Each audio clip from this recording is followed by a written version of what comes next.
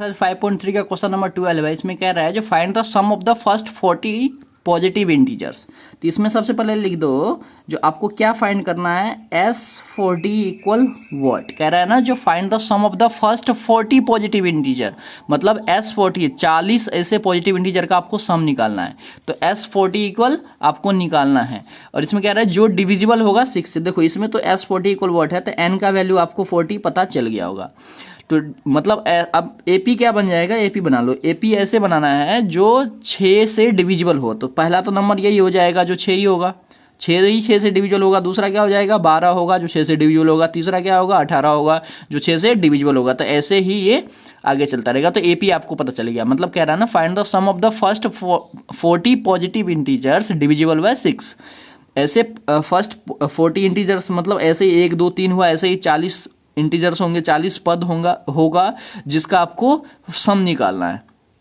तो A1 A2 A3 ऐसे ही होगा, ऐसे ही डॉट डॉट डॉट बढ़ता जाएगा 40 नंबर तक, है ना।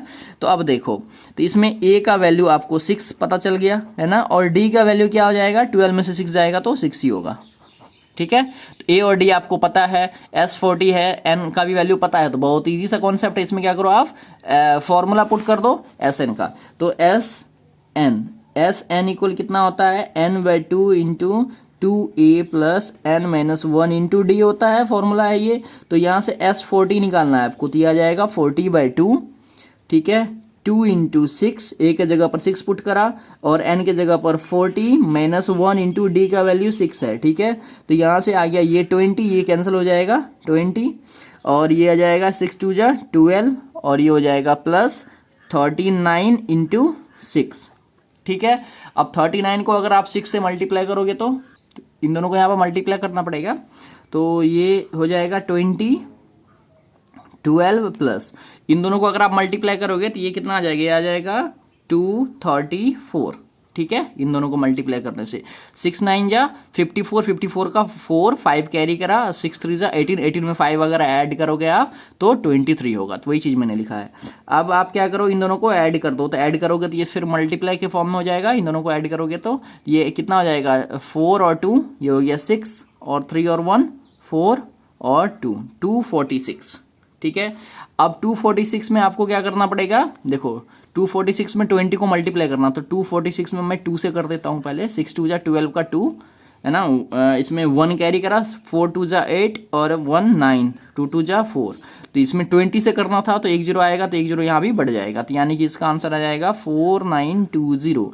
ये आ गया आपका S40 का वैल्यू। मतलब sum of 40 positive integer divisible by 6, इसका जो टोटल सम होगा वो हो जाएगा 4920। तो ये था क्वेश्चन नंबर 12, ठीक है। इसका क्वेश्चन नंबर 13 भी मैं इसी पार्ट्स में आपको बताऊंगा। क्वेश्चन नंबर 13 है, इसमें क्या कह रहा है, इसमें है जो find the sum of the first 15 multiples of 8। तो सब पहले 15 मल्टीपल्स, पहले 15 जो मल्टीपल्स है उसके करना है। यानी कि S15 आपको निकालना है। S15 इक्वल व्हाट, तो इसमें n का वैल्यू आपको 15 पता चल गया, ठीक है।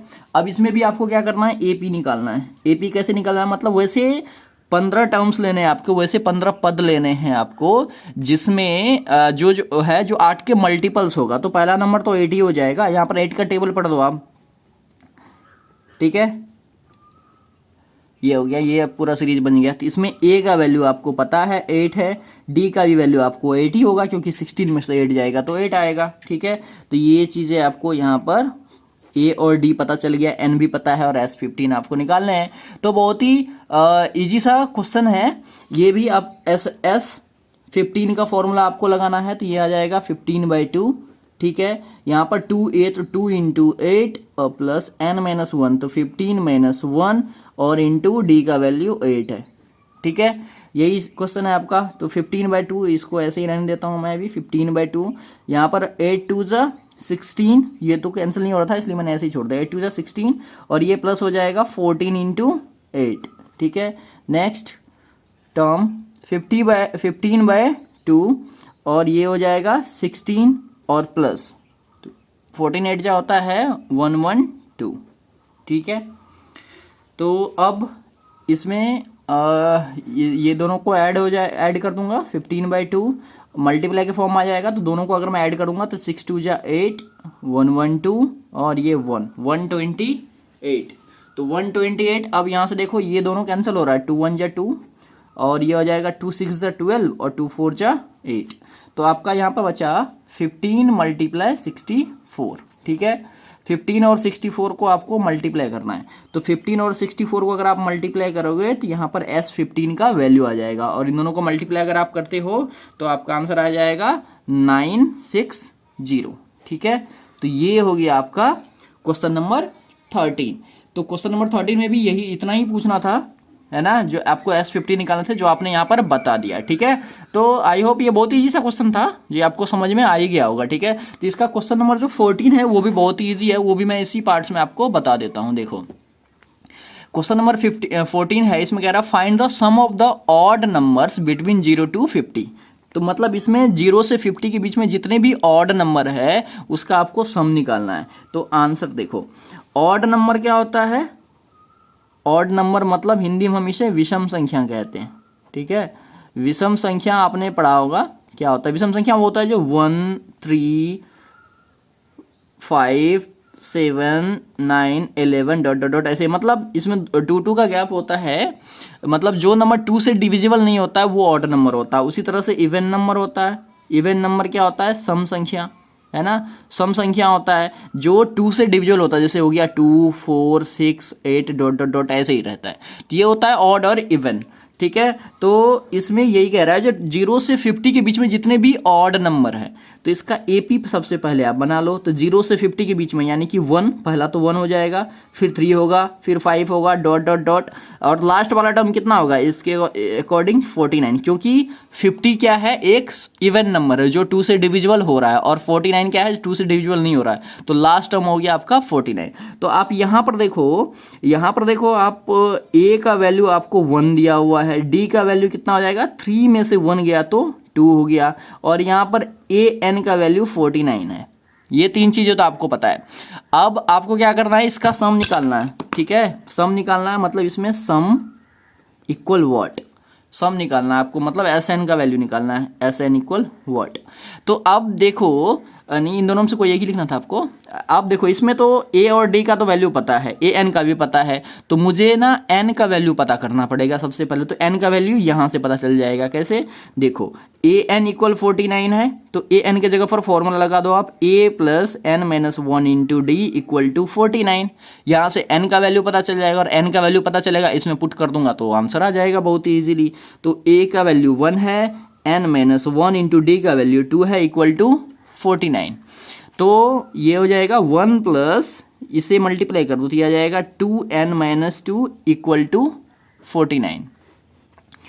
तो ये मैं 2 पहले इन दोनों को कैलकुलेशन कर लो, तो यह आ जाएगा 2n माइनस 1, क्योंकि -2 और +1 को कैलकुलेशन करोगे तो -1 इक्वल टू 49।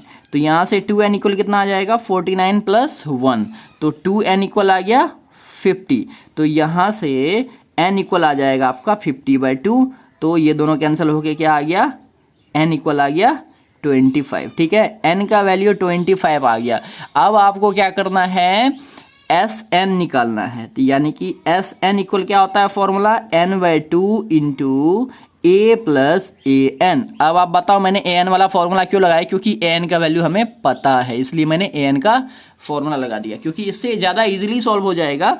तो यहाँ से मुझे S25 निकालना है, क्योंकि n का वैल्यू 25 अभी अभी हमने निकाला था। तो 25/2 यहाँ पर हो जाएगा, a का वैल्यू है आपका है 1 और a n का वैल्यू है 49, ठीक है। तो ये हो जाएगा 25/2 और मल्टीप्लाई 50, ठीक है। यहाँ से 2 1 जा 2 और यहाँ पर 25 आ गया, तो यानी कि S25 इक्वल कितना आया, 25 मल्टीप्लाई 25, और आपको पता है ये 25 इंटू 25 625 होता है। तो मतलब यहाँ मैं लिख देता हूँ, यहाँ S25 यानी कि सम का वैल्यू कितना आ गया, 625, 5 और यही आपको निकालना था। ठीक है, तो आई होप आपको ये तीनों का तीनों क्वेश्चन समझ में आया होगा। बहुत ही इजी क्वेश्चन था, आप इसे ध्यान से करना और बहुत ही इजीली आपको समझ में आ जाएगा। तो फिर मिलते हैं नेक्स्ट वीडियो में नेक्स्ट क्वेश्चन के साथ। अगर आपको फिर भी कोई डाउट होगा तो आप मुझे कमेंट बॉक्स में कमेंट करना, मैं उसका सॉल्यूशन जरूर बताऊंगा।